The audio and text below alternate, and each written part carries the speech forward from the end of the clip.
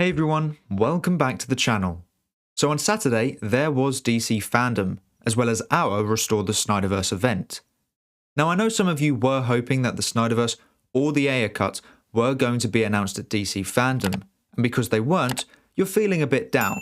Well, today I will be reviewing how the trending event went, and why what happened was actually a real success. If you want to know my full thoughts on DC fandom, check out my previous video, where I review the entire event. Now, on with the video. So on Saturday at 3:14 PM for me, the trending event started, just around 2 hours 45 minutes before DC fandom started. By the time fandom began, we had hit 200,000 tweets, which is phenomenal.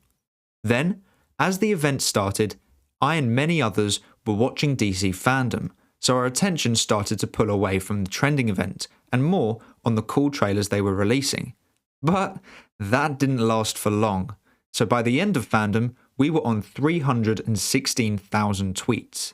If you compare that to the other DC properties at that time, the Batman was on 245,000 tweets, The Flash on 63,800 tweets, and DC fandom on 573,000 tweets.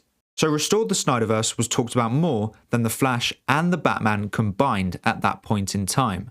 Both of those had a teaser or a trailer of some sorts, and both had a panel on DC fandom. The Snyderverse did not. The Snyderverse was only talked about because us, the fans, talked about it. No promotional information, nothing.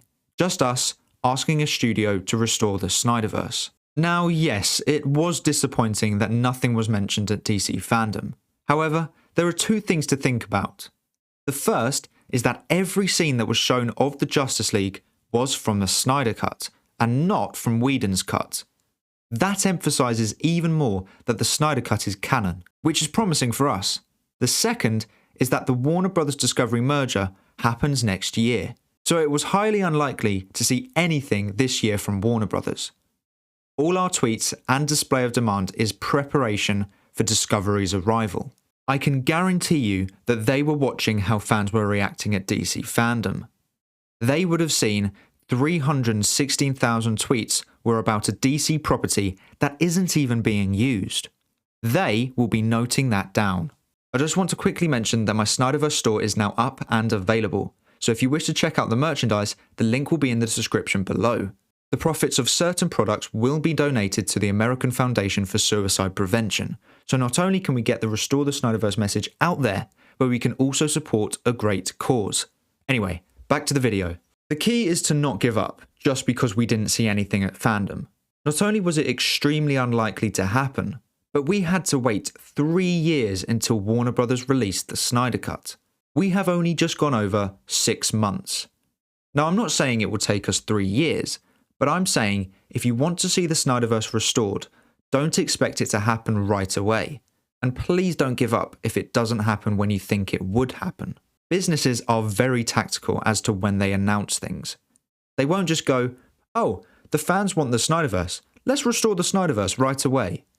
They will take their time and work out all the pros and cons of the situation to see if it is financially sensible. When would they announce the news? When would they start pre-production? When would Snyder be able to come back? What are Snyder's demands? Would the cast be able to return? And if so, when can they come back? And those are just some of the questions. I haven't even mentioned all the financial ones. There will be behind the doors meetings before we hear anything. So for all we know, there could be a meeting between Discovery and Zack Snyder right now. You never know. It is a long process that takes time. We are here for the long run. But that doesn't mean we just sit and wait. We need to be proactive. We need to show them that the demand for the Snyderverse wasn't just a phase.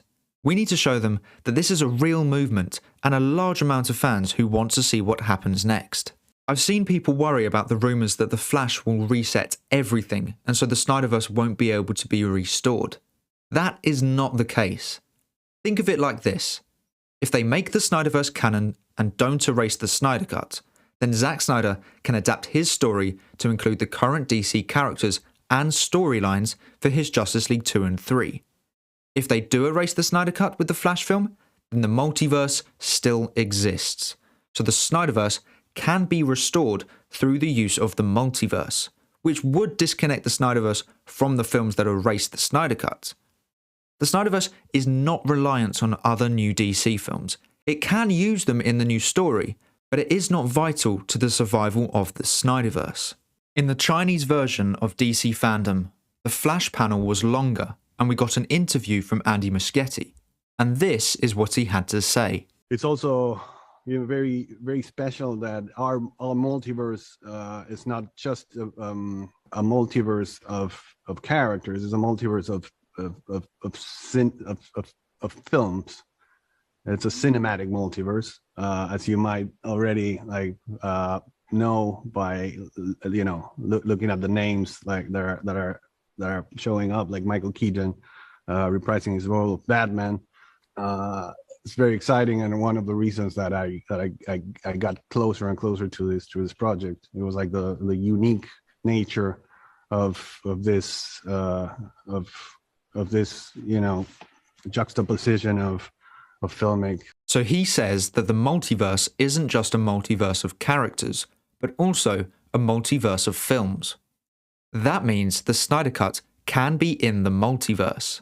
Also, the Chinese version of DC fandom included many more Snyder Cut shots, which were not included in the American version. I believe this is down to the Warner Brothers American branch. They are the ones who do not want the Snyderverse. They were the only accounts who didn't promote the Snyder Cut, and they tried their very best to do that at DC fandom too, which emphasizes the fact that the Discovery merger is our best hope. Zack Snyder also helped out with the trending event, with giving Geralt of Snyderverse an exclusive behind-the-scenes image of Green Lantern, as well as giving Wayne T. Carr another exclusive image of his Green Lantern. Remember that these shots were shot at Zack Snyder's house late last year. If Zack Snyder didn't think the Snyderverse was a possibility, or if he didn't want to return, then why would he give two brand new images to a Snyderverse fan and a cast member to post on the trending day event? He thinks it's a possibility, and he wants to return, so we need to think the same. Patience is the key. If you ever lose motivation and want to give up, just watch the last hour of the Snyder Cut and come back. Every time I watch that final hour, I want to see the Snyderverse more and more. So overall, the trending event was a huge success. It may not look like it now, but when the Snyderverse is restored, we will look back at this time and realize how important these trending events are.